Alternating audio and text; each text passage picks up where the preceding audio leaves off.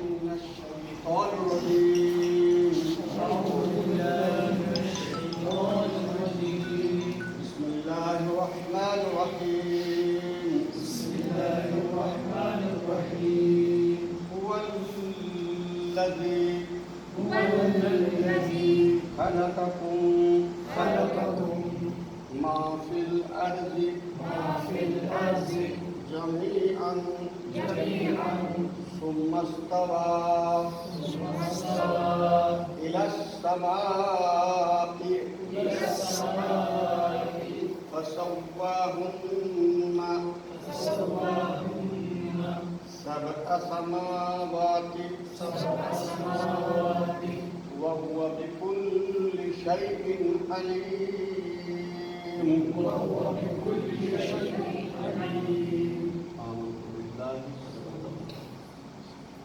میں پناہ چاہتا ہوں اللہ کی شیطان مردود سے، اللہ کے نام سے جو مہربان اور رحم فرمانے والا ہے.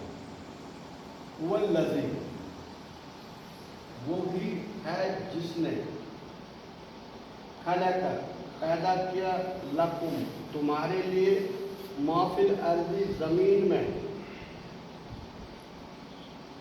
جمیعاً، سب، جو زمین میں ہے سب، ثم استوى الی السماء، پھر متوجہ ہوا کس کی طرف؟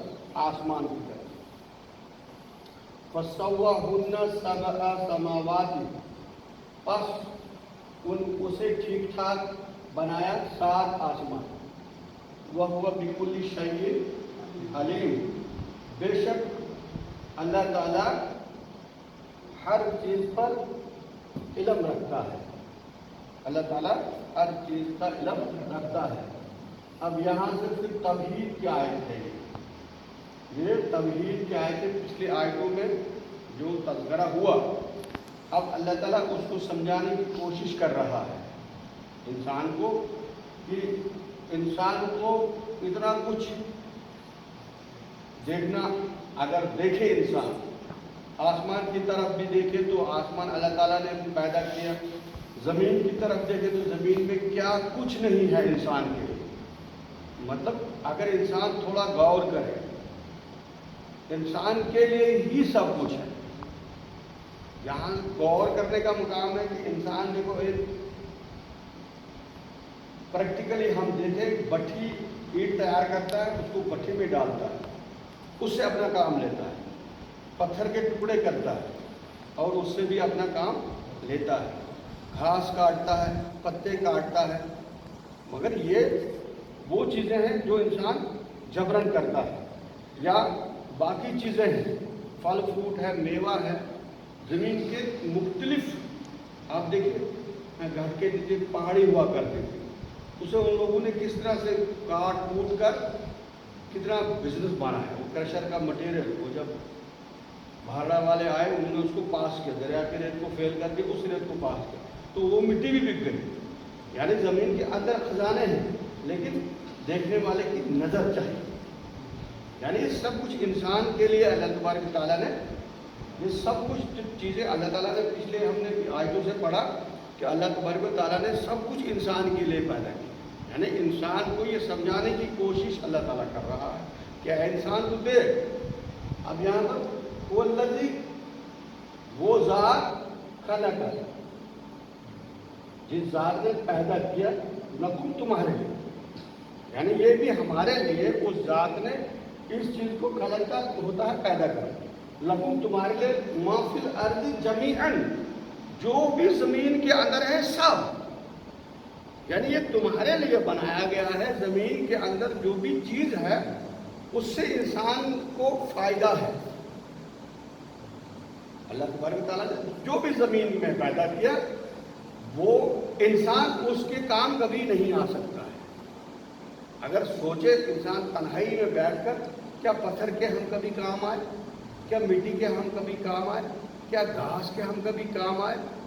کیا لکڑی کے کبھی ہم کام آئے؟ کیا پانی کے کبھی ہم کام آئے؟ تو یہ وہ چیزیں ہیں جن سے ہم کام لیتے ہیں. اس کے علاوہ اگر دیکھیں، مال مویشی اللہ تعالیٰ نے پیدا کیا، وہ بھی ہمارے.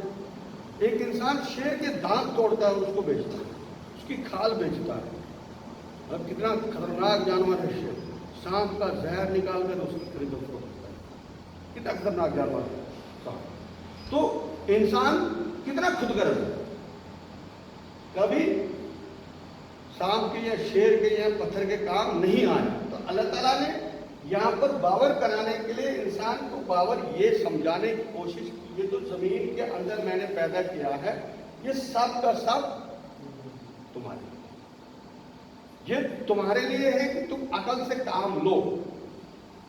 ثم استوى الى السماء، پھر متوجہ ہوا آسمان کی طرف۔ اس میں مختلف سی تفسیریں ہیں کہ کس طرح سے پھر اللہ تعالیٰ کا فرش جو تھا پانی پہ تھا، پھر اللہ تعالیٰ نے اپنے فرش کو اٹھایا اور وہ پانی جو ہے سوکھ گیا اور وہی زمین بنائی گئی۔ اس میں مختلف تفسیریں ہیں، ہم اس میں نہیں پڑھیں گے، ہم وہ چیزیں بتائیں گے جو انسان کو روزمرہ زندگی میں کام آتی ہیں، یعنی ان چیزوں کے پیچھے نہیں پڑھنا، ہمیں ان چیزوں کے پیچھے پڑھنا جو روزمرہ زندگی میں ہمیں کام آتی ہیں۔ ایک کسان کھیتی لگا کر سبزی پیدا کرتا ہے یا اناج پیدا کرتا ہے، کس لیے؟ کہ وہ اپنا پیٹ پال سکے۔ اگر اللہ تعالیٰ کی اس میں منشا نہیں ہوگی وہ سبزی بھی باہر نہیں آ سکتی، مردہ زمین سے وہ سبزی کو آتا ہے۔ یہ اللہ تعالیٰ کی حکمت عملی ہے کہ انسان کو اس طرح سے اللہ تعالیٰ اس میں برکت ڈالتا ہے۔ لیکن انسان کو اب یہاں پر صرف یہ سمجھانے کی کوشش کر رہا ہے اللہ تعالیٰ کہ اے انسان، تجھے جو پیچھے سے کتنی آیتیں ہم نے پڑھی، کچھ منافقت کے بارے میں، کچھ شرک کے بارے میں، کچھ جنت کے بارے میں، دوزخ کے بارے میں، آج یہاں پر یہ بیچ میں توحید کی آیت آ رہی ہے کہ انسان کو یہ سمجھنا چاہیے کہ جو کچھ زمین میں ہے وہ سب کا سب کیا ہے، اس سے فائدہ جو ہے وہ انسان کو ہے، انسان کو اس کے کام کبھی آ ہی نہیں سکتا۔ تو انسان صرف خالص عبادت کے لیے پیدا کیا گیا، اور عبادت کے جو میں نے معنی آپ کو پیچھے بتائے تھے، عبادت کیا ہے؟ عبادت، اسے عبادت ہم نماز کو نہیں کہیں گے، اگر نماز عبادت ہوتی تو پھر وہاں پر یا ایھا الناس اعبدوا نہیں کہا جاتا، پھر وہاں لوگوں کے لیے کہا جاتا کہ اے لوگوں عبادت، اے ایمان والو عبادت کرو۔ وہاں پر کہا گیا ہے اے لوگوں عبادت کرو اپنے رب کی۔ عبادت کے معنی کیا ہے؟ اللہ کو ماننا، اللہ کی ماننا، اللہ کو ماننا، اس کو رب تسلیم کرنا، ہر اس اینگل سے اس کو رب تسلیم کرنا کہ وہ ہمارا پروردگار ہے۔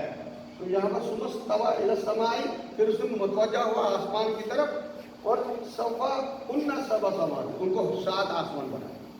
کچھ علماء کرام دلائل دیتے ہیں کہ زمینیں بھی 7 ہیں، لیکن وہ زمینیں 7 ہمیں دکھتی نہیں، وہ مختلف ہو سکتی ہیں، ان کے علیحدہ، اور پھر اس کے بعد پہاڑوں کو زمین پہ رکھا، جس طرح سے ہم ایک ترپال باندھتے ہیں کہیں چھت پر، وہ ترپال اڑنے کی کوشش کرتا، ہم اس پہ کیل لگاتے ہیں تاکہ وہ اڑے نہیں، کیلوں کے لگنے سے وہ ترپال اڑتا نہیں۔ اسی طرح سے جب زمین کو بچھایا گیا، اللہ تعالیٰ نے اس پہ پہاڑوں کا کام اور کیلوں کا کام کیا، کیونکہ ایک صورت میں آتا کہ پہاڑ بھی اڑیں گے، جب اپنا وزن کو اللہ تعالیٰ کے حکم سے کھو دیں گے، طاقت کھو دیں گے، وہ اڑنے لگیں گے روئی کی مانگ۔ تو یہاں پر فسواهن سبع سماوات، پھر متوجہ ہوا آسمان کی طرف، 7 آسمان بنائے، وہ بكل شيء علیم، بے شک اللہ تعالیٰ ہر چیز کا علم۔ آئی بات سمجھ؟ اللہ تعالیٰ سے دعا ہے وہ کہنے سننے سے زیادہ عمل کرنے کی توفیق عطا فرمائے۔